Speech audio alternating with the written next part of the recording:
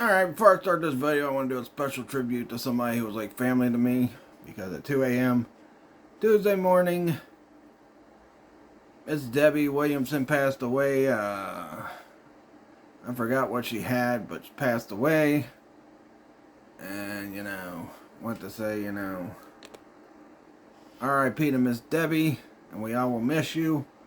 And again, can't wait to see you when I get up there in heaven. So, yeah.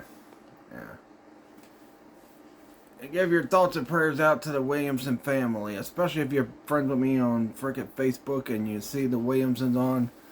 Send them a message, comment, whatever you gotta do. Just, give your condolences to them and that. So, yeah. Anyway, once again, rest in peace, Miss Debbie. Gonna miss him. Miss and love you, Miss Debbie, but yeah. Alright, let's get into the video. Oh, this is Mr. Hornsby 3. This is the Mr. Hornsby 3 show, and today I am going to be talking about a video that I was gonna do tomorrow. Not tomorrow, I was gonna do Friday, but I want to focus Friday's episode all on the horror topics I got set up for that video, because it's a really big horror topic video. So, I am going to have, so I can focus on all of that. And it's also a prediction that might happen when I'm on break. So I wanted to get it out today. And what it is I am going to be talking about how AEW might be creating a new pinnacle with MJF as leader, and I think where it might happen might be at World's End. Now, it might be early next year with AEW pay-per-view, if they're going to do an AEW pay-per-view in January, which I'm going to talk about that too during this video. Because, you know what? They got pay-per-views for every other freaking month of the year. So, I'm going to talk about that. Also going to talk about Tony Khan possibly having to change his philosophy so that his company can get back to where it was a few years ago when people actually want to watch AEW and it was must-see TV, and that also so that it can help them freaking not get taken off TBS, because if you lose TBS, there's not really no other big network you can really get unless you can get USA or something like that, but I doubt they're going to get UFC or anything like that. So, yeah. I'm going to talk about that too. So, it's a wrestling topic video. And, I'm also getting sad because it's almost the end of Halloween and I got to put this thing back up till next year. That's why I've been drinking pops in the video, just to have the can holder. But anyway, so MJF wanting to make a new AEW make a new pinnacle. It's been kind of hinted at for quite a while, I think. I don't think people have picked up on the clues, that or people just ain't watching AEW and they're not paying attention to any of the clues, but it's kind of been hinted at for quite a bit that MJF might be getting a new pinnacle. And the reason why I say that is because, what's going on with a certain storyline right now, I think it's going to lead to the new pinnacle. And let's talk about that. Well, let's start with when I first started thinking we're going to get a new pinnacle. And it started when MJF and when MVP came to MJF to recruit him to join the Hurt Syndicate. I think that's where it was starting, because MJF's like, you know what? You help us out, we can help you out. You can get your title, we can get our titles. And I felt like the way the Pinnacle storyline would have been brought back into AEW would have been MJF turning on the Hurt Syndicate. And you know what? That didn't happen. He eventually got in. And then frickin' they kicked him out like abruptly before they had a chance to play out the storyline even further. But I honestly feel like that's where it's going, especially You know, right when MJF was getting ready to get the title shot, what was it, All Out? Or All In? No, it wasn't All In. Forbidden Door, yeah, I think it was Forbidden Door. When MJF was getting the title shot, and he went to a certain group to help him get the stipulation off that he has to give up his contract to get that title shot at Forbidden Door. And the group I'm talking about is the Demand with Ricochet, because earlier in the year, Ricochet had this great feud with, it might have been toward the end of last year. Earlier in the year, Ricochet had this great feud with Swerve Strickland, which led to Ricochet going heel. And then they had Ricochet courting people to be a part of a team with him. And the team was the Gates of Agony, which I'm glad they're using the Gates of Agony more. I think they should be next AEW Tag Team Champion. I know a lot of people want to see FTR before Edge and Christian reunited. I know a lot of people want to see, a bunch of other things before that, but I think the Gates of Agony should be AEW Tag Team Champions. Time to inject some new talent into the tag team title picture, which is what they did with Chris Statlander since after 6 freaking years, Chris Statlander finally became the AEW's Women's World Champion. And I think what was it year 1 or year 2 of AEW when I said, maybe in year 3, I said, look, Chris Statlander, she needs to be the AEW Women's World Champion. She should not be fighting for no more TBS titles. She shouldn't be fighting for any tag belts. And that she should be fighting for the AEW Women's World title. And she finally got her run as the AEW Women's World Champion. How it ends, who knows. But we'll see. Might end at the hands of Mercedes. Hopefully not at freaking Full Gear, because that would be just so stupid. If they freaking have it in the Full Gear, that would be the dumbest thing that Tony Khan's done in a long time. So yeah. Anyway. But MJF got the Demand to help him so that he could keep his contract without having to cash it in against Hangman Page for the world title shot at Forbidden Door. And it seems like, and I even posted that night when I watched that AEW, I said, I think we just got a hint of who's going to be a part of the new Pinnacle. Excuse me, I burped. I burped on the video. Apologize for that. But honestly, it makes sense too, because you know what? MJF, that promo after freaking All Out, he said he's going to come back more eviler. He's going to come back more determined to get his title. And how else would MJF get a chance? Because he's tried everything by himself. He tried being a good guy. He got turned on by Adam Cole and all them. Then he tried doing things on his own. Then he tried doing the Hurt Syndicate thing, and they turned their back on him already. So I think what's going to happen is that Full Gear, because we're getting another match between the Demand and the Hurt Syndicate.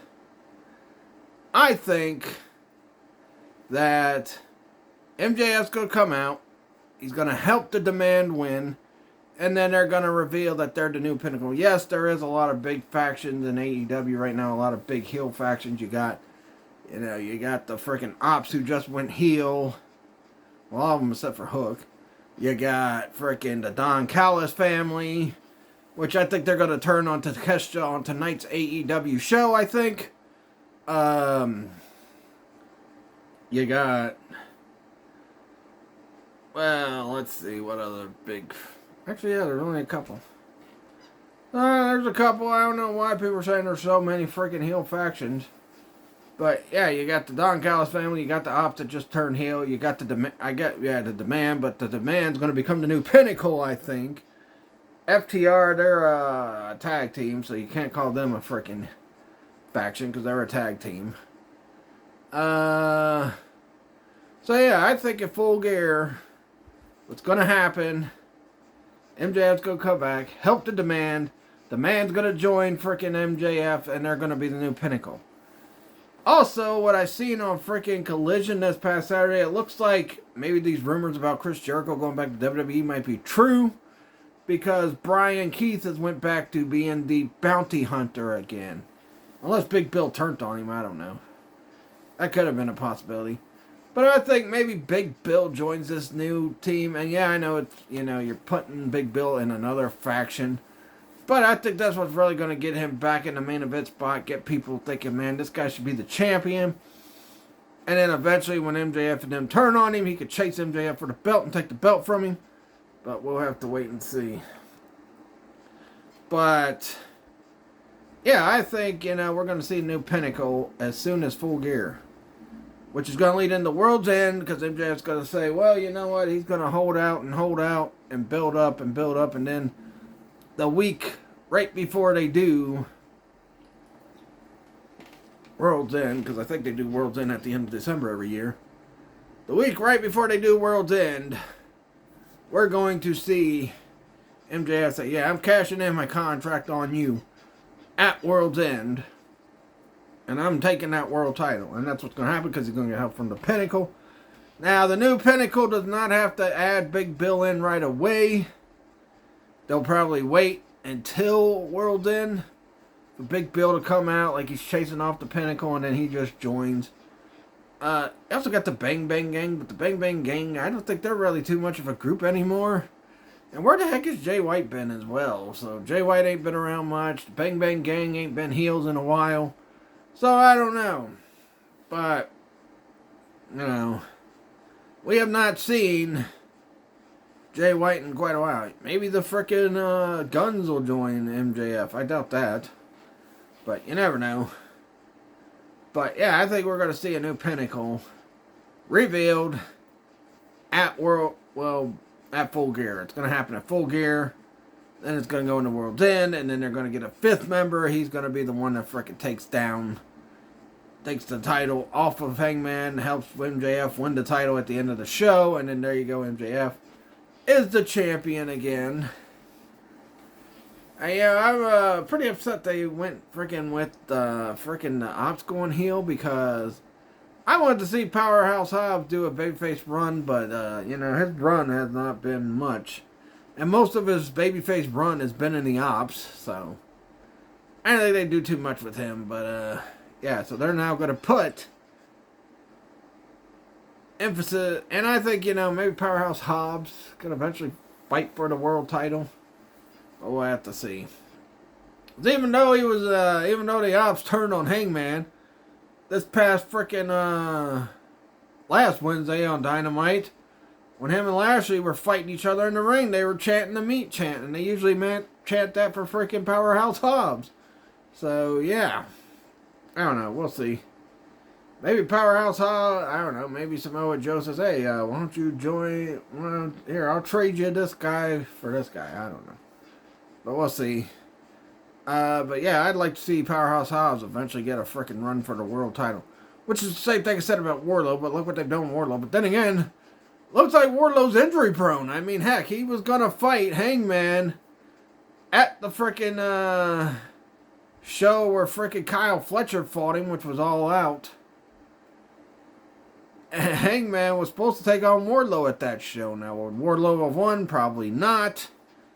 But it would have been interesting to see how it goes. Oh yeah, I forget about the Death Riders. I think everybody forgets about the Death Riders. That's how forgettable the Death Riders are these days. I mean, come on now. And it looks like we're getting possibly one more match with Darby and frickin' Moxley, which is just... Why? We've had enough of Darby and Moxley. Move Darby on to something else. Break the Death Riders up. And get something going. But yeah. But that's why I think there's going to be a new Pinnacle. And I think what was going to happen originally with the Pinnacle storyline was... Well, with MJF joining the Hurt Syndicate storyline was that MJF was going to do all this to get in the Hurt Syndicate. And then he was going to do what he did when he got in Jericho Appreciation Society. I don't think it was the Appreciation Society. It was, what was his name before that? What was that group's name before that? I don't know. But the Jericho group, he got in there, he turned on them and created his own pinnacle. I think that's what he was gonna do against the freaking against the Hurt Syndicate. But he got kicked out before he could do that, so I don't know, we'll see.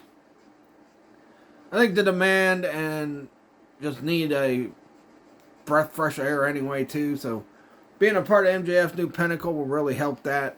Will inject a breath of fresh air into the demand, being transformed from the demand to the new pinnacle. So we'll see how it goes, but yeah, that's what I'm thinking is going to go on. Is that, Full Gear, MJF helps the freaking demand beat the Hurt Syndicate, and then MJF and the demand go on to get every title they can in AEW. That's what I think is going to happen.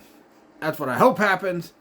And it makes sense. Big MJF is like the biggest star that Tony Khan has made so far in AEW, which I'm going to talk about that here in a minute too.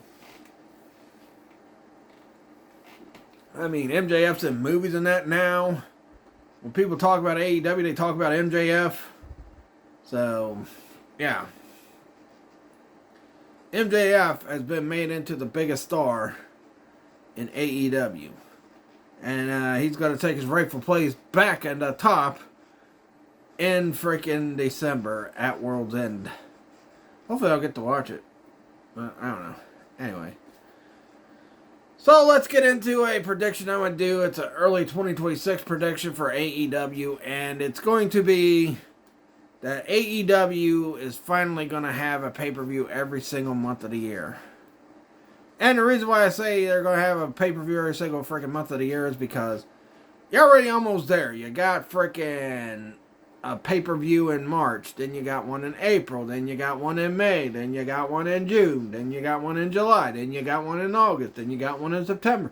Then you got one in October, November, December.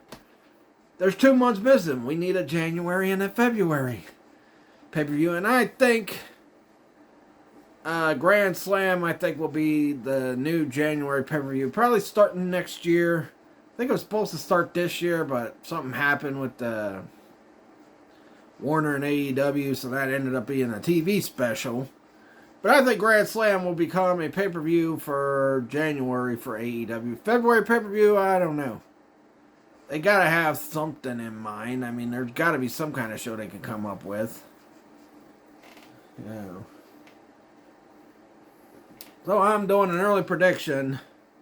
I know we still got a couple months left before this year's out, but yeah, I'm doing an early prediction that AEW is going to get pay-per-views 12 months a year starting next year. Which might help cut down the time of the other freaking pay-per-views that AEW put on. Which I'll talk about that when I get to Tony Khan switching his philosophy, which I'm about to get to here in a sec. But yeah, I mean, it just makes sense. You're the second biggest wrestling company in North America. So you might as well just do a pay-per-view every month. But yeah, I think Grand Slam becomes a AEW pay-per-view starting in January of this year, which will be on HBO Max probably. Which is good because now they're finally putting AEW pay-per-views on Max, which is good. But yeah, so that's what I think. I think 12 months we're gonna get AEW pay-per-views. If we don't, we're at least gonna get either a January or a February pay-per-view. Revolution used to be the February pay-per-view, but then they switched it to March. So, I don't know. We'll get a January or February pay-per-view coming up. I don't know what they'll call the next pay-per-view, but I know Grand Slam will probably be one of them.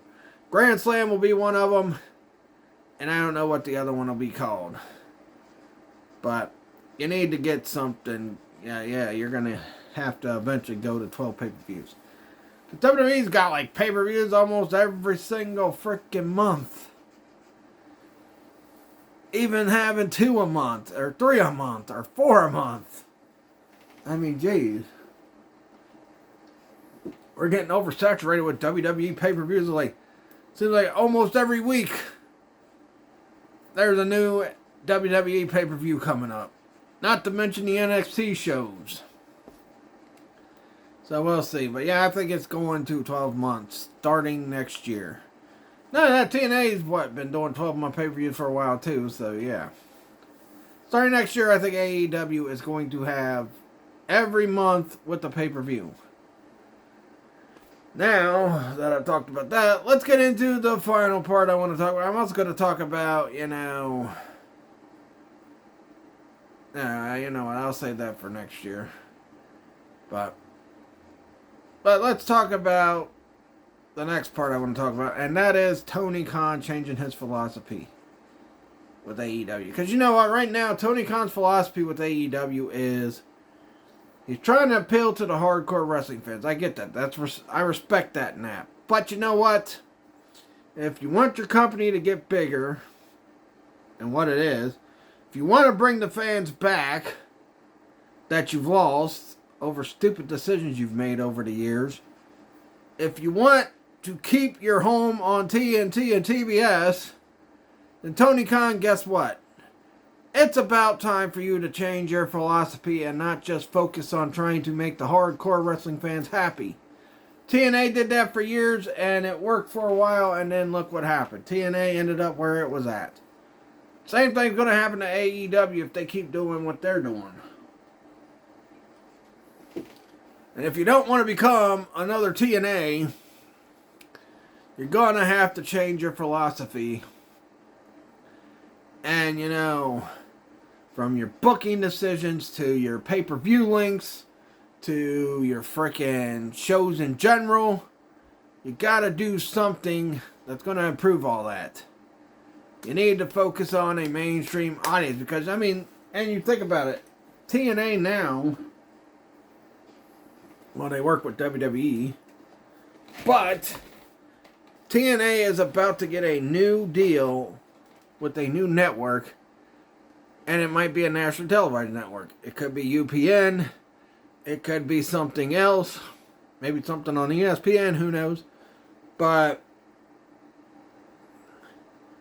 you don't want TNA to get above you guys in, you know, ratings, you know, fans turning to that more than they do freaking AEW, all that stuff. So you got to start appealing, because TNA now, they try to appeal to a mainstream audience and the hardcore wrestling fans. The only problem with that is, boy, Mike Santana as world champion. I think that might hurt the ratings a bit, because you know what? Mike Santana, to me, is not a guy I would have put the world title on. He'd be a good Intercontinental Champion. He'd be good a U.S. Champion. He'd be a good frickin' TNT Champion or something like that. But Mike Santana is now the world champion on TNA. And, you know, I know that was a hardcore wrestling fan's decision that TNA made, but come on now. What the hell are you doing, AEW? Because if TNA starts besting you in ratings and that, you're definitely going to have to reevaluate your frickin' company. I think if Tony Khan was smart, he would get somebody that helps him out with the book. If he's not going to give up part of the book, he needs to get somebody that will help him out with the book, that will be able to book things better. You know, give him ideas on what he should book better, what he shouldn't book, and all that stuff. Hire a consultant or something, but yeah, you need frickin' to do something. You need to change this philosophy of only appealing to the hardcore wrestling fan. I know a lot of people said that years and years and years now. Eric Bischoff was saying it, you know. Other wrestling YouTube channels have been saying it. And you know what? Tony Khan ain't going to listen to me or anybody else that says it. But yeah, you need to start thinking about appealing to a more mainstream audience. You got to get one of those freaking characters that are just such a... You got to do something that makes people want to watch your show every single week. Must-see TV. Having great matches. Doing some good storylines are alright. But... Let me throw this away a second and I'll get back to what I'm saying. You gotta find a way to appeal to the mainstream audience. The way WWE has for years. The way TNA has been doing lately. You got to find a way to appeal to the mainstream audience. And the way TNA did when they first started. You can't keep doing the same thing you're doing. You can't keep your philosophy the same. Because if you do, you're eventually going to go down. You may not be... AEW may not die. It may last as long as TNA has. But then you're going to get in a position where TNA was. Up until before the partnership with WWE. So you got to think of what you need to do to get people interested. Now, look, I know it's hard in this time frame because it's all about the brand. It's not about the the mega stars anymore in wrestling and all that. But you got to think of something that's going to get your show back on track. Or, you know what? You're going to continue losing fans. Your ratings are going to continue dwindling. You're going to, like I said, you're eventually going to be in a position where TNA was. And if you guys are serious about being a challenger competitor with WWE, you got to start proving it. You cannot keep doing what you're doing, because if you do, you're not proving anything. The only thing you're proving is that all these people on the internet that talk about you are right. The only thing you're doing is proving WWE's right not to fear you. So you guys got to think of something. Tony Khan, switch your philosophy up. I know he's not going to listen to me, because I've seen bigger YouTubers than me freaking talk about this. But you know what? You need to start listening to your fans, because even the hardcore fans are starting to get tired of AEW. And if you lose the hardcore fans, which is the core group you're trying to impress, then you're going to screw up your chances of being as big as WCW was. So whatever you got to do, Tony Khan, take some time, think about it. Do whatever you got to do to try to make your show better than what it is. And you know, it's the same thing with TNA every year, for the past few years. They'll have a streak where they get hot. And they have these good storylines. They have these good matches. They have all this stuff going on. And then you frickin' go into, then you go right back to the same old, same old. And it's been happening for the past several years. It's like, oh yeah, they're hot right now. And then boom, they go right back to doing the same old, same old, same old. Look what Vince McMahon had to do in frickin' Look what Vince McMahon had to do in late 97 or into 98 to get his company back on track. Because people were getting sick and tired of the way WWF was doing things at the time.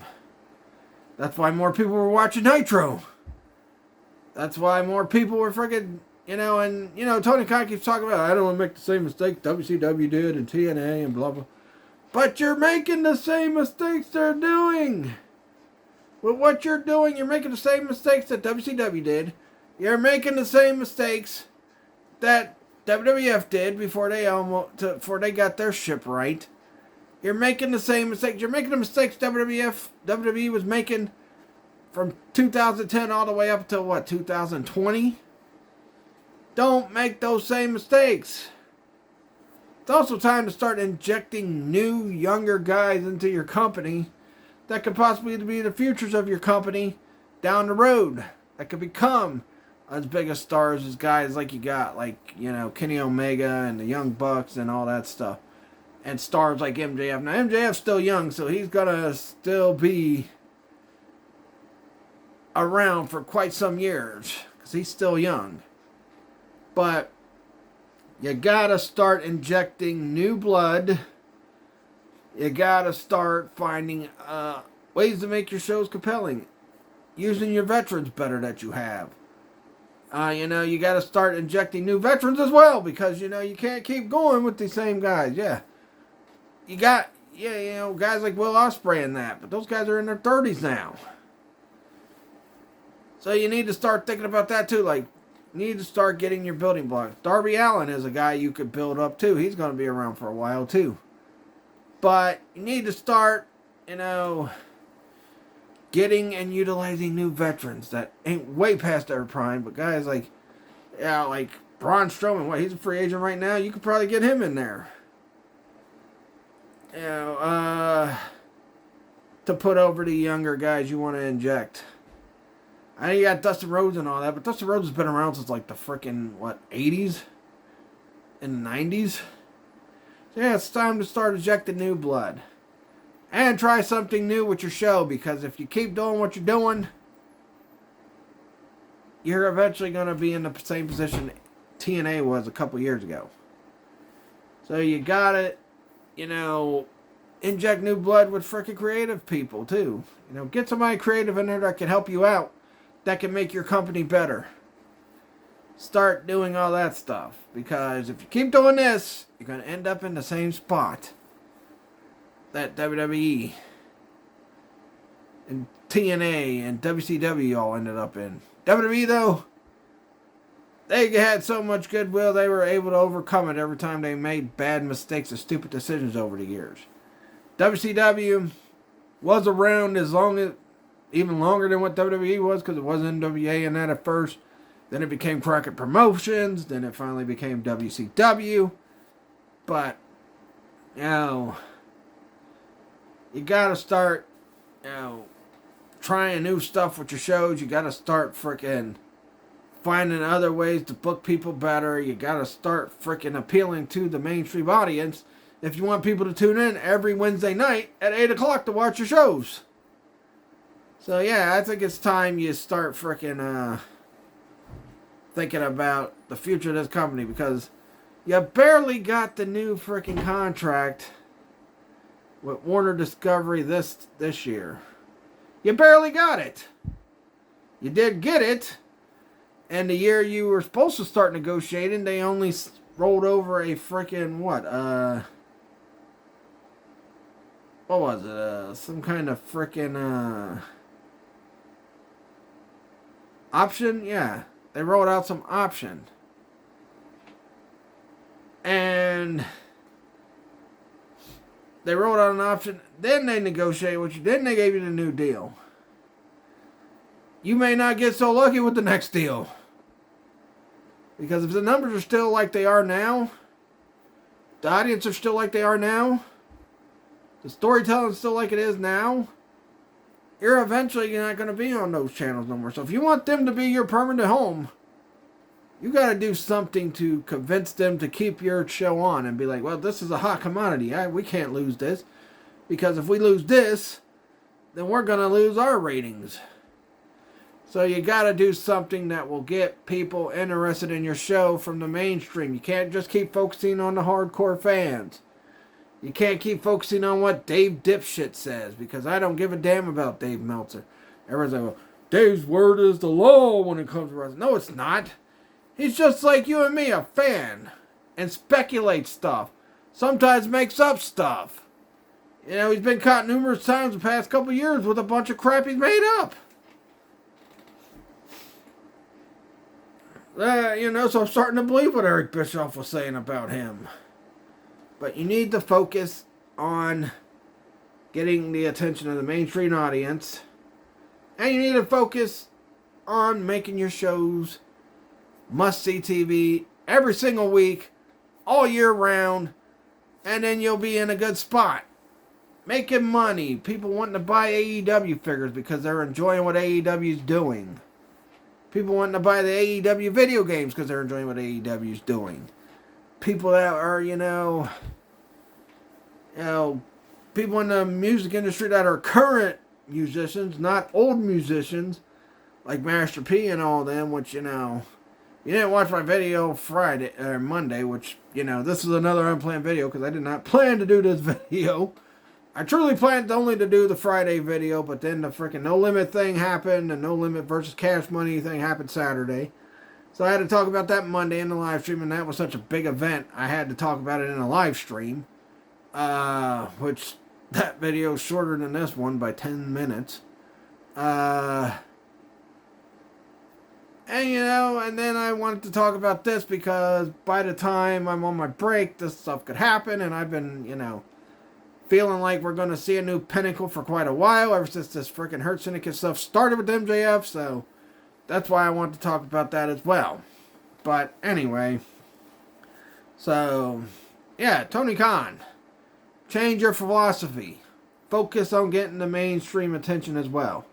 It seems like he's trying to do that with hyping up guys like Powerhouse Hobbs and, Brody King and all that and stuff, but, still not connecting yet. Keep trying until you appeal to the mainstream audience. And no matter what you got to do, change. I also think you need to cut, unless you're going to change your pay-per-views back to Saturday, you need to cut down on the time of your pay-per-views, because the pay-per-views are way too long. And if you do a whole month, a whole calendar year of pay-per-views, then you could get everybody on your roster on those pay-per-views without making them so daggone long. I mean, heck, you already got 10 months out of a year to do that, and you still make the pay-per-view super long? And you still freaking make people watch it on Sunday? If you're going to keep doing that, switch the pay-per-view schedule back to Saturday. Because people can afford to stay up late on a Saturday. They cannot afford to stay up late on a freaking Sunday. Or you go earlier in the day on a Sunday if you're going to freaking do these super long pay-per-views. But, switching them to Saturday would make a lot of sense. If you're going to keep doing what you're doing, even if you do get 12 months a year for pay-per-views. You got to freaking focus. You got to focus on what... And that's probably one of the reasons why a lot of people don't watch your shows no more, because the pay-per-views are too long. And sometimes you set up something that don't even pay off until the end. Like this whole thing with the Hurt Syndicate and freaking MJF. They ended it abruptly, which was stupid. Now they might pick it back up with the new Pinnacle thing, so we'll have to see. But anyway, that's my thoughts. I wanted to do this video because, like I said, after Friday I'm doing a break. I won't be doing no videos until January again. I'll be on break for holidays and all that. So I won't be back on here on YouTube until January after Friday. I will be on Friday. The big Halloween topic video. And once again, before I go, rest in peace to Miss Debbie. And I'll see you guys later, and peace out.